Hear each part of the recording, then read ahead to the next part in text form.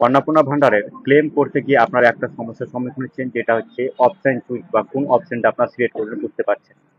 তো আসুন আজকের ভিডিওতে আমি দুটি অপশন সম্পর্কে বিস্তারিতভাবে আপনাদেরকে সহজ ভাষায় বুঝিয়ে দেবো, যেন আপনাদের অপশন সিলেক্ট করার সময় কোনো রকম অসুবিধা না হয়।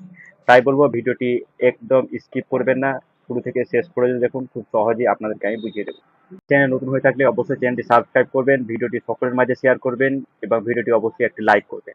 আমাদেরকে এই ওয়েবসাইটে আসতে হবে, আসার পর দেখতে পাচ্ছেন এখানে আপনার ডিস্ট্রিক্টটা আপনি সিলেক্ট করবেন।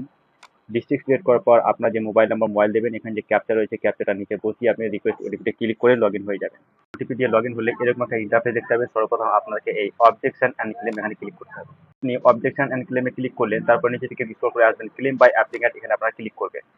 যেই আপনি ক্লেম বাই অ্যাপ্লিক্যান্টে ক্লিক করলেন ততক্ষণে আপনার পুরো পরিবারের লিস্ট চলে আসবে, সেখানে আপনার অ্যাড্রেস চলে আসবে, কার নামে অন্নপূর্ণা ভান্ডার অ্যাপ্লাই করেছেন তার নামটাও এখানে শো হবে, সেখানে গ্রিন টিক দিতে হবে। তারপরে নিচে দিকে একটু স্ক্রল করে আসলে আপনারা দেখতে পারবেন এখানে একটা হয়েছে রিজন ফর ক্লেম, অর্থাৎ কিসের জন্য আপনি ক্লেম করতে চাইছেন সেটা চুজ করতে হবে।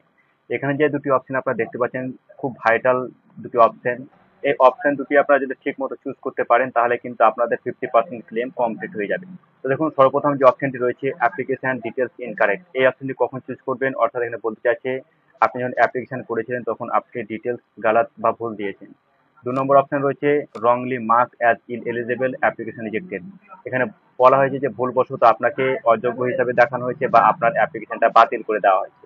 তো দেখুন, সর্বপ্রথম যে অপশনটা রয়েছে সেই অপশনটা আপনি চুজ করবেন কখন, যখন আপনি বুঝতে পারছেন যে আপনি যখন ফর্ম ফিল আপ করেছিলেন তখন আপনার কোনো ডাটা আপনি ভুল দিয়ে ফেলেছেন। হতে পারে আধার কার্ড নম্বর, হতে পারে ভোটার কার্ড নম্বর, হতে পারে আপনার ফ্যামিলির কোনো কারো নাম, হতে পারে আপনার নাম, হতে পারে মান্থলি ইনকাম, হতে পারে ৩টি ঘরের জায়গায় আপনি টিক দিয়ে দিয়েছেন, হতে পারে আপনি ইনকাম ট্যাক্স পেয়ে জায়গায় টিক দিয়ে দিয়েছেন। এই সমস্ত যদি তথ্য আপনি ভুল দিয়ে থাকেন তাহলে কিন্তু আপনি এটা করবেন এবং রিমার্কসে লিখবেন যে আমি ভুলবশত এই তথ্য আমি ভুল দিয়ে ফেলেছি, আমি আবার নতুন করে আপনাকে যাচাই করতে বলছি এবং সেটাকে রেকটিফাই করতে বলছি। এইভাবে আপনারা কিন্তু এখানে লিখে দেবেন এবং নিচের দিকে একটা সাদা কাগজে অ্যাপ্লিকেশন লেখার মতো লিখে কি কি তথ্য আপনি ভুল দিয়েছেন, কি কি সঠিক হবে সেটা লিখে আপনি সাবমিট করে দিলে কিন্তু আপনার রিমার্কস হয়ে যাবে, আপনার ডকুমেন্ট আপলোড হয়ে যাবে এবং আপনার ক্লেমটাও হয়ে যাবে। এরপর আছে দ্বিতীয় অপশন, অর্থাৎ wrongly mark as eligible or application rejected. এটার মানে বোঝা যাচ্ছে যদি আপনি যোগ্য হন আর আপনাকে অযোগ্য হিসাবে দেখানো হয়েছে বা আপনার টাকা পয়সা এখনো পর্যন্ত আপনার ব্যাংক অ্যাকাউন্টে আসেনি, অথবা আপনার যে অ্যাপ্লিকেশন সেটাকে রিজেক্ট করে দেওয়া হয়েছে, তাহলে কিন্তু আপনাকে এই অপশনটা চুজ করতে হবে। যেমন সেখানে লেখা রয়েছে আপনি যখন অ্যাপ্লিকেশন চেক করছেন সেখানে লেখা রয়েছে ফর ফার্দার ভেরিফিকেশন, শেষে রিমার্কসের জায়গায় লেখা রয়েছে মোর দ্যান 3 রুম। হতে পারে আপনার সত্যি ৩টের বেশি রুম নয়, তারপরেও কিন্তু সেখানে শো করছে, অথবা সেখানে শো করছে গভর্নমেন্ট এমপ্লয়ি, আপনার বাড়িতে আদৌ কেউ গভর্নমেন্ট চাকরি করে না, তারপরেও কিন্তু সেখানে শো করছে গভর্নমেন্ট এমপ্লয়ি, বা আদার্স যে বিভিন্ন রকম সমস্যা সেখানে দেখা দিচ্ছে, এএসডিডি দেখা যাচ্ছে।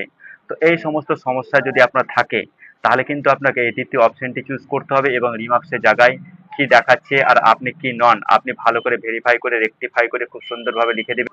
এবং নিচে দেখতে পাচ্ছেন যে ডকুমেন্ট সাপোর্ট ফর, এখানে আপনি সাদা পাতায় একটি দরখাস্তর মতন লিখে খুব সুন্দরভাবে সেখানে আপলোড করে দেবেন। কি কি আপনাকে রেকটিফাই করতে হবে, কেন আপনি যোগ্য, সেটা কিন্তু আপনাকে বিস্তারিতভাবে বর্ণনা দিতে হবে। তো আমি চেষ্টা করলাম সহজ ভাষায় আপনাদেরকে বোঝানোর। এরপরেও যদি কোনো রকম কনফিউশন থাকে অবশ্যই আপনারা কমেন্ট করেন, আমি চেষ্টা করবো আপনাদের কমেন্টের উত্তর দেওয়ার এবং আপনাদের সমস্যার সমাধান করার।